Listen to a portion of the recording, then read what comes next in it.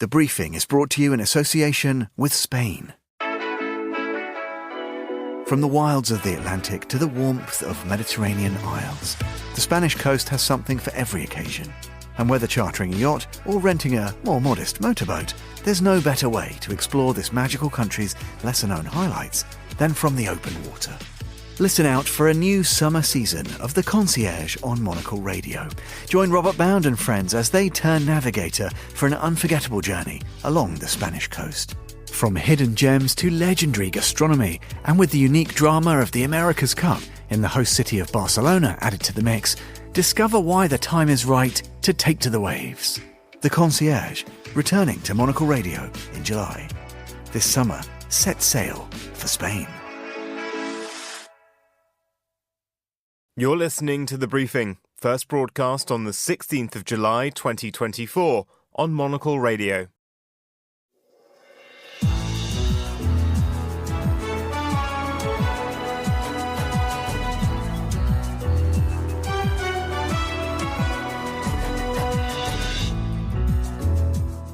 Hello and welcome to The Briefing, coming to you live from Studio 1 here at Midori House in London. I'm Vincent McAviney. Coming up on today's programme. Ladies and gentlemen, the 45th President of the United States and soon to be the 47th President of the United States, please welcome Donald J. Trump. Donald Trump makes an emotional entrance to the Republican National Convention and names his running mate. So how will the weekend's events impact the direction of travel for the party more broadly? Then, Estonia's first female Prime Minister, Kaja Kallas, resigns to take up her EU foreign policy role. Staunchly anti-Russia, we look at her vision for EU diplomacy.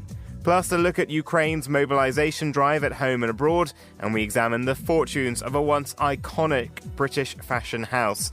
All that, plus the latest business news, right here on The Briefing with me, Vincent McAviney.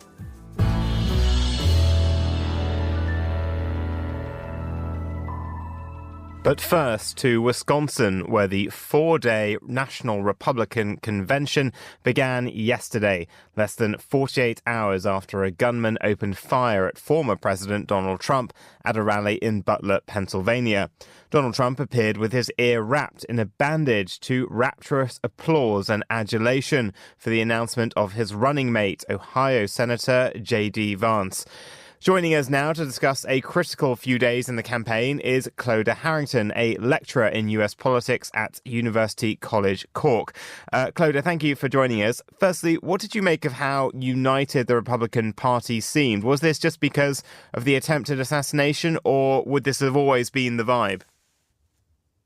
Well, I think it might have been the vibe to some extent, but now it is the vibe to all and every extent. So it really, I mean, I think you used the word rapturous there, and I think that's something that I would really hone in on. It was always, you know, these events, in normal times, these events are very kind of hyperbole laden. They're all full of pageantry and pomp and all the rest of it. But I think the dial now with this, under these circumstances, is really up to 11. So it's a very empowering, strengthening, uniting moment for the party. So anybody, maybe a moderate Republican or somebody who wasn't fully on board, I think they'll be lying very low and staying very quiet for the foreseeable future.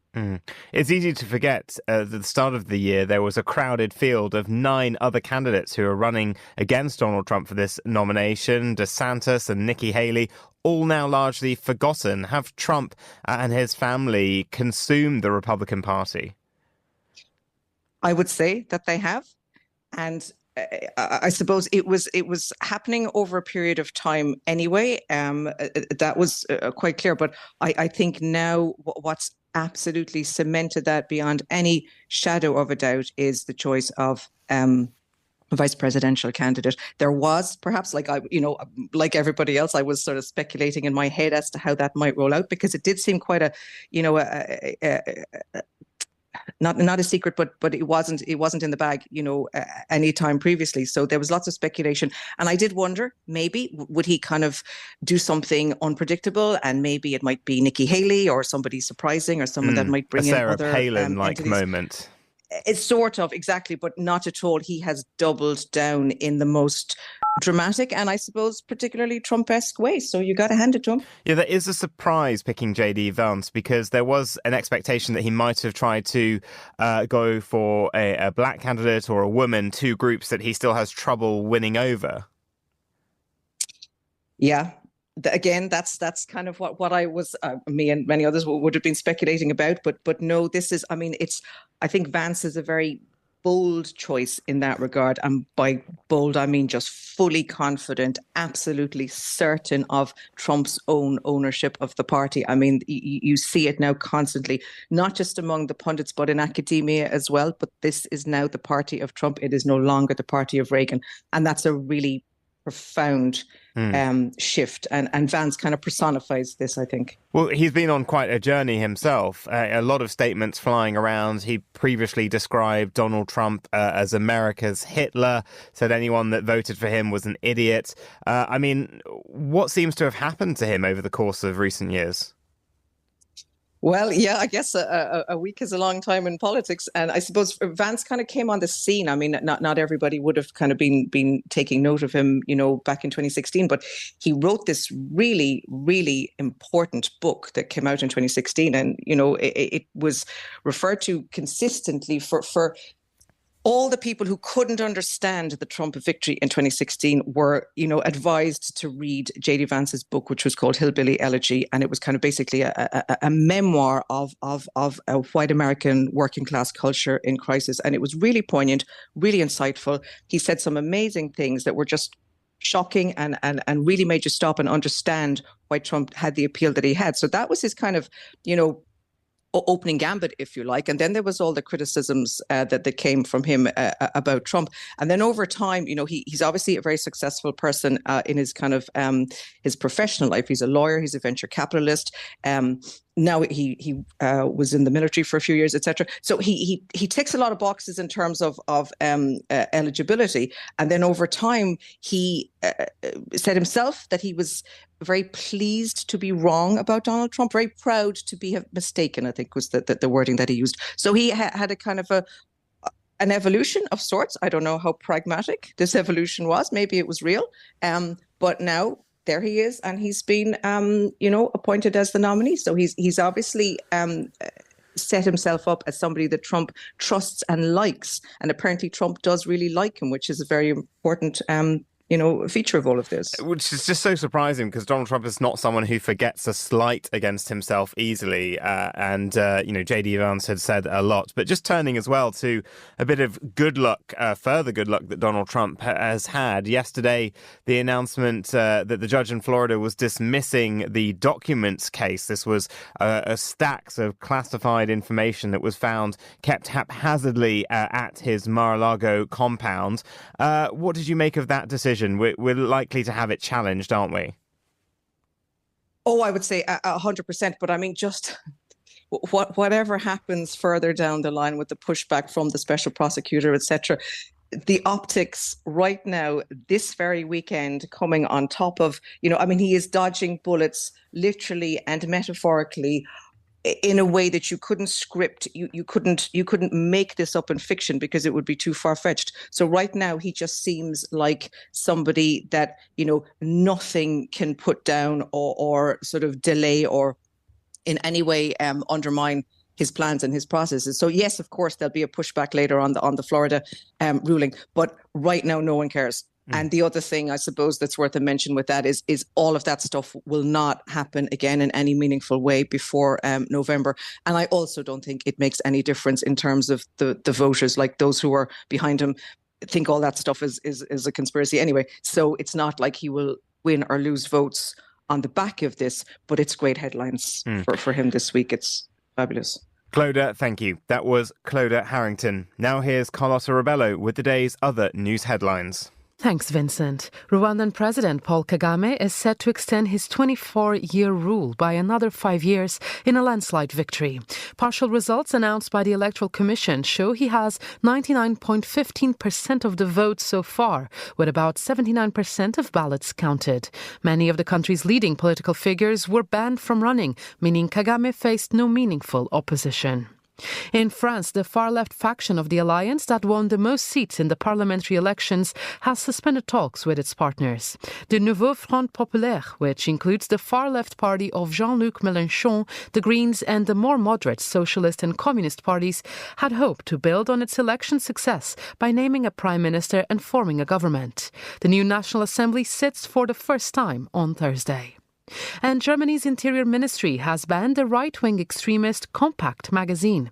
The Interior Ministry said the magazine, which has a circulation of 40,000 copies and an online video channel, worked against constitutional order. Authorities searched properties related to the popular magazine in 4 states. Those are the day's headlines. Back to you, Vincent. Thanks, Carlotta. Now it's time for a business roundup with Bloomberg's Ewan Potts. Ewan, thank you for joining us. Firstly, economists are expressing scepticism over the new UK government's plans for growth. Vincent, governments in the UK don't get elected by promising tax rises. So Labour, in its election campaign, were absolutely clear they wouldn't raise income tax, national insurance, VAT, or indeed corporation tax. The problem is those are the 4 biggest contributors to the Exchequer's books. So there is a problem with tax raising in the UK. The Labour government also said that they will stick to the previous government's plans on borrowing. So really, there's not a lot of money to play with. There's lots of things that the new government would dearly like to spend money on. So they've really pinned all their hopes on economic growth. The Chancellor, Rachel Reeves, barely talks about anything else. We've had lots and lots of announcements on getting the UK's growth rate going again. The problem is that economists don't believe in the short term that is going to happen. Our monthly survey of 56 economists at Bloomberg shows that they've just very slightly upgraded their forecast for UK growth. They reckon the economy will grow by 0.8% this year and 1.3% next year. Those are just tiny increases on the previous survey.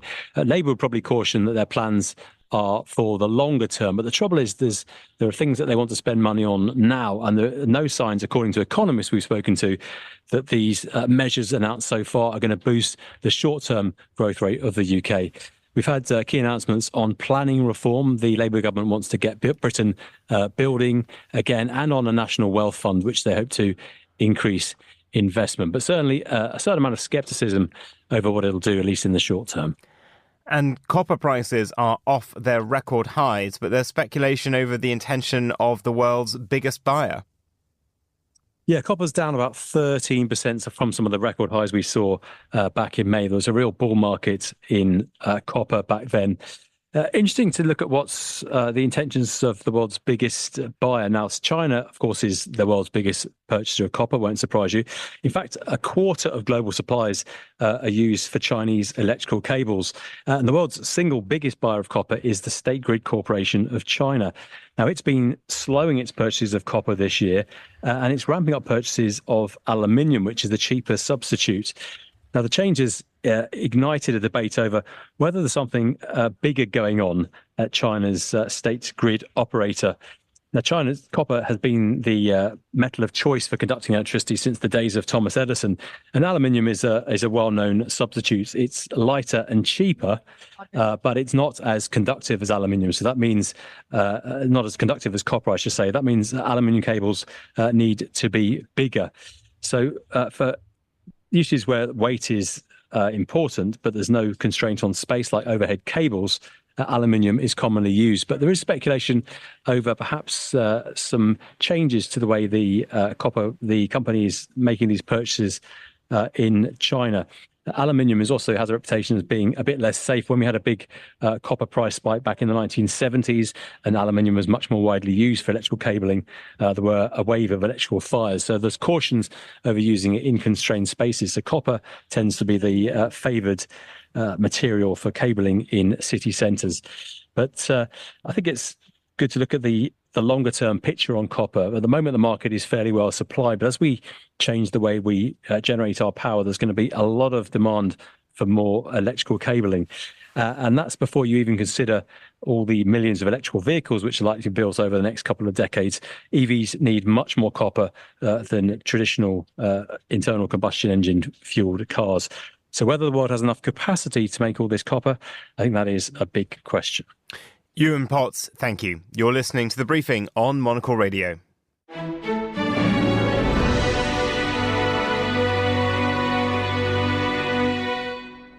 You're back with the briefing on Monocle Radio. On Monday, Kaja Kallas resigned as Estonia's Prime Minister to take up her new position as the European Union's foreign policy chief. Kaja had been a strong contender for the role of NATO Secretary General, but the Russia hawk was seen as too strong a signal to Vladimir Putin. But as a former child in the Soviet Union, what will her installation at the heart of Brussels mean for the EU's outward direction? Well, joining us now is Kadri Leek, Policy Fellow at the European Council on Foreign Relations. Kadri, thank you for joining us. What can we expect from Kaja's appointment? Well, I think it is a good choice for the times that are coming.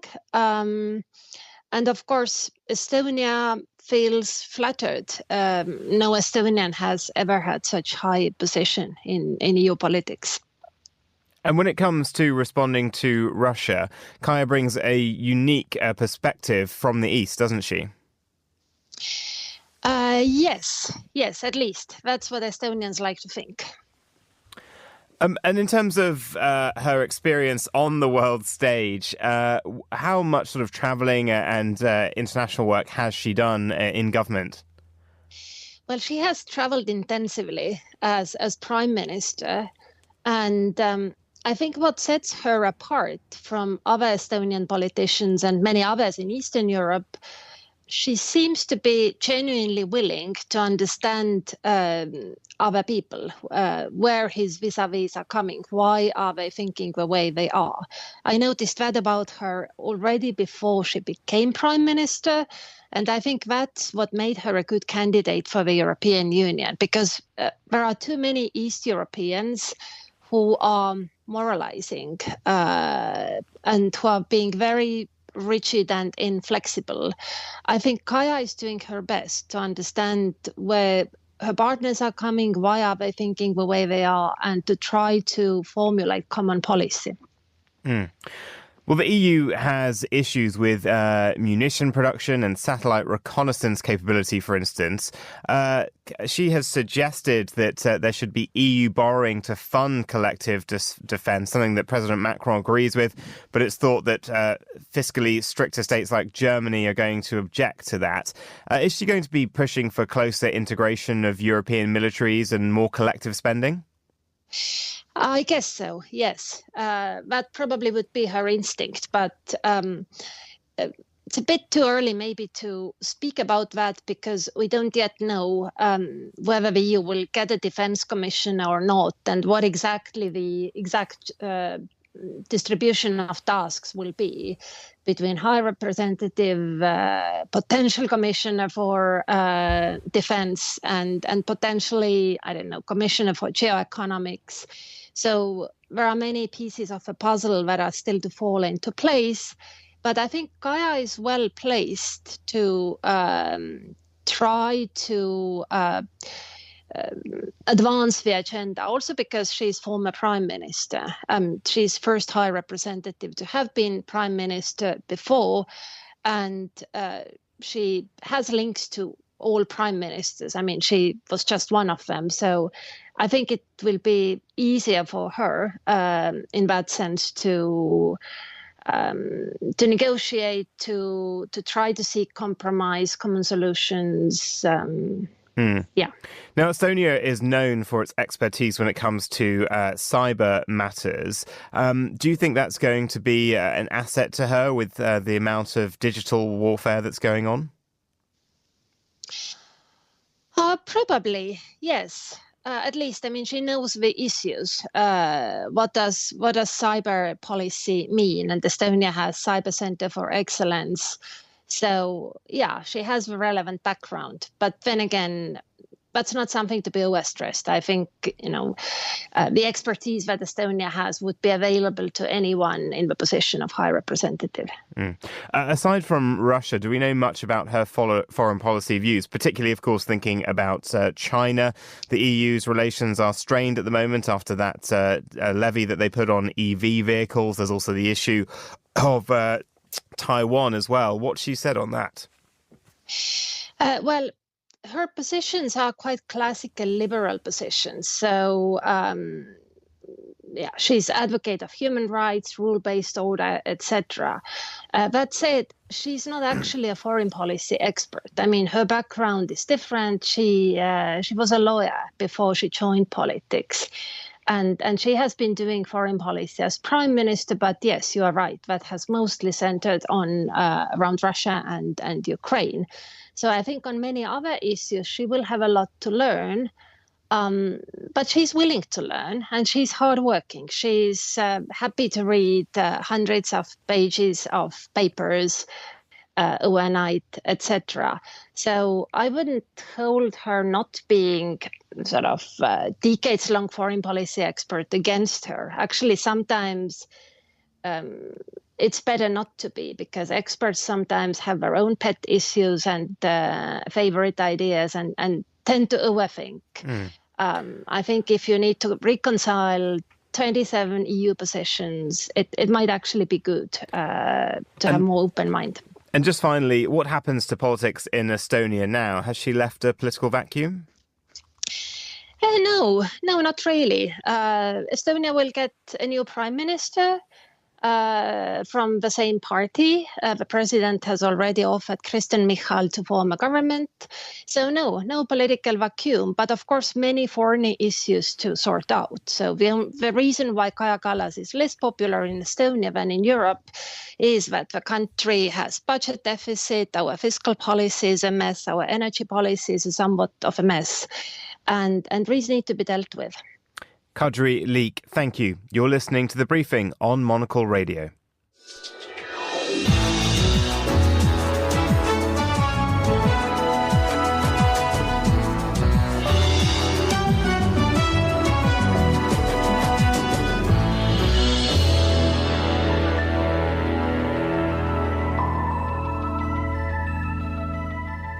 Well, it has felt over the past week that conflicting outlooks on support for Ukraine expressed at the NATO meeting, with some of the statements being made at the Republican conference, mean that the country's fate is very much in the hands of whoever will hold the White House next year. But for now, the weary country's mobilisation drive continues as President Zelensky attempts to reinforce his exhausted ranks. Joining us now is Monocle's British-Ukrainian writer and researcher Julia Lasker. Julia, how is the mobilisation going after that new law was passed in April? Thanks. So today is the deadline for men of draft age to renew their details, either online through a special reserve app or in person at different mobilisation centres. It's a really mixed picture. There have been 4 million men who have updated their details up to now, but there are 11 million men who are living in Ukraine at the moment who are eligible. So there is still a lot of outreach that needs to be done to this population and a lot of fears that have to be allayed. There are issues. Zelensky was talking yesterday and he talked about how there aren't enough training centres, training facilities for these men. But officials are actually thinking it's actually going better than it was expected to go. And why is that? Well, because there's been a large amount of men who have signed up than expected. So there's millions of men, 4 million men. But also because this drive, volunteer drive to give men a choice of where to go in the army that's different to conscription. So signing up to specific battalions and specific roles in battalions, that has actually picked up quite a lot of interest in the country. And what is the feeling in Ukraine at the moment towards those who haven't signed up or aren't being seen as sort of making that effort? I think it's really difficult because there's been a very serious and concerted propaganda campaign conducted by Russia, disinformation campaign. There have been tons and tons of videos that have been shared on social media showing recruitment officers, for example, or supposed recruitment officers holidaying somewhere in the Carpathian Mountains or, slacking off their duties. And also there have been videos showing men being dragged off the streets or soldiers being beaten up by recruitment officers. So it's really tricky. There's a lot of fear. Where will you end up in the army if you are conscripted? Who will be your officer? Who will be in charge of you? And there have been a few scandals now in the past few weeks showing mismanagement in the army. And then, of course, on the other hand, men have to join the army. It has to happen for Ukraine's existence. And what is the feeling towards men of fighting age who have either travelled overseas or simply not returned to take up the fight? That's another very tricky one. People talk about layers of guilt in the Ukrainian nation now. Men who are abroad and are of fighting age are eligible. That's another layer of guilt. So I think it's tricky, but there is support happening. Poland is leading the charge on this. They're setting up a Ukrainian legion, so they will train and then equip Ukrainian men of fighting age who are residing in the country at the moment. And this will allow men to have lots of confidence in the process, and they will understand where they are being sent to, and they understand that there's a due process that they are going through, rather than sort of being thrown onto the front line as this propaganda would have us believe. And in terms of the signals coming from Western partners, we've heard already one speaker at the RNC spout the Kremlin propaganda that NATO incited the invasion. How are Ukrainians feeling about a potential Donald Trump return? I think the last night's reaction on social media was pretty dire. People were sort of saying that, Ukrainian diaspora who are living in America, if they decide to vote for Trump, they're effectively voting for their country of origin to be wiped off the map. And I think it's very tricky because their sense of, growing up since 1991, Ukraine has existed on the map, and that has been a normal thing. But people in Ukraine are very strongly realising that that isn't the way things always are. Countries do vanish off the map, and this is a very dark time, I think, for Ukrainians in terms of how would they work with Trump in power? We've seen already in January, in the winter, what happened when there was a massive delay or aid coming from the White House, and that was a really precarious time for Ukraine. But I think that also Ukrainians are really waking up to the reality of how would they work with Trump. Zelensky has been making overtures to him. They, of course, have their history of spats. There's a mistrust between the two leaders. And I think, Ukrainian diplomats are scrambling for that. And a strange relationship with Vladimir Putin as well, and Donald Trump that no one quite understands well. Julia Leska, thank you very much. This is The Briefing on Monocle Radio.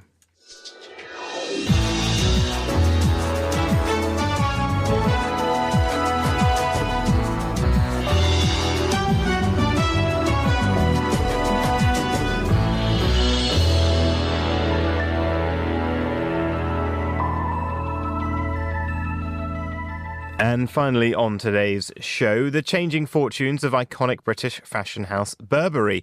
Famous for its trench coats, synonymous with smart British tailoring, the famous check-line garments have fallen out of favour with shoppers in recent years. Is this symptomatic of the wider luxury retail market's slowdown, or did moves like a reliance on Nepo Baby advertising in recent years turn off customers?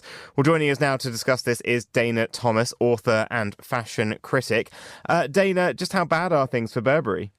Well, Burberry's in a bit of a mess, but it's not surprising. It felt like it just lost its way under CEO Jonathan Ackroyd, who came from Versace, and before that McQueen, and just it lost its identity. You weren't really sure what it was about. For a long time, it had been marketed as an affordable or accessible luxury fashion brand for decades now. And suddenly they pushed it up to the high end, but it didn't really fit into the high end. I mean, yes, you can have a raincoat made to measure, made to order with all the bells and whistles on it. But beyond that, it didn't really say luxury at the prices they were asking. And they lost the base customer who liked their affordable luxury. Because in the last decade, under Christopher Bailey, who was in charge between 2014 and 2018, he sort of revived the brand from the sort of disaster it had in the early 2000s, where it kind of became too down market, and they had to sort of stop the pattern at one point in production because it became synonymous with sort of elements they didn't want here in Britain. So how has this sort of managed to happen over the last 6 years that it's lost its way so badly? Well, they changed designers a couple times over, and the most recent one, Daniel Lee, had been let go from Bottega Veneta very quickly. And, it takes time to establish a new direction, and they didn't want to give it time, 1 quarter and you lose. And that's because, if you're a publicly traded company, your shareholders want to see immediate response. You want to see immediate, jump in profits, and they lost money, and you're going to lose money until you find your way. And so they kept trying to do quick fixes, basically, when it needs either a complete rethink or it just needed to stay the course. It shouldn't have pivoted at all. It was doing fine as Christopher Bailey has set it up. And the new boss that's coming in, what do you think we can expect from him? He's going to have to, figure out what Burberry's about. Like, just what is its purpose? What is its meaning? Why is it in the fashion space? I mean, why does it have fashion shows? Because its clothes really aren't worthy of fashion shows. What is its core product? It's outdoor rain gear and hardy leather, hardy Great Britain, fashion that has a bit of history and luxury to it, but isn't about being shishi. It's something a bit more human, and they've got to get back to that message. They've lost their way. Do you think a sort of reposition towards a maybe slightly more expensive Barber type company? Exactly, and that it's made in Britain and not being made in fact. And then they're not, they took a big hit when they were found out that they published that they burned all their unsold product. It was like, excuse us, what? People, what are you talking about? Like, it looks like a wasteful company that's trying to be more than it is, and it needs to just get back to its sole raison d'etre for being. And finally, we've seen in terms of the next generation of luxury consumers, most people who are millennials or Gen Z now, you see so much vintage fashion, upcycling, sharing of outfits. They're not really interested, nor do they have the pockets of past generations to afford luxury retail. Is the whole sector in crisis? No, because the kids do have more money than millennials even did. The Gen Zs, they have more spending power because they're making a killing in tech and TikTok and all the rest of the stuff that I don't understand. So, I just read a report this week that they have more spending power than millennials had. They have more spending power than my generation has. No, they're gonna keep this going and keep it afloat. But they want something that speaks to them. And right now, Burberry didn't speak to anybody. Dana Thomas, fashion critic and author, thank you very much. And that is all for this edition of The Briefing. It was produced by Paige Reynolds. Our researcher was Sana Jumani. And our studio manager was Flynn Simmons. The Briefing is back tomorrow at the same time. I'm Vincent McAviney. Goodbye, and thank you for listening.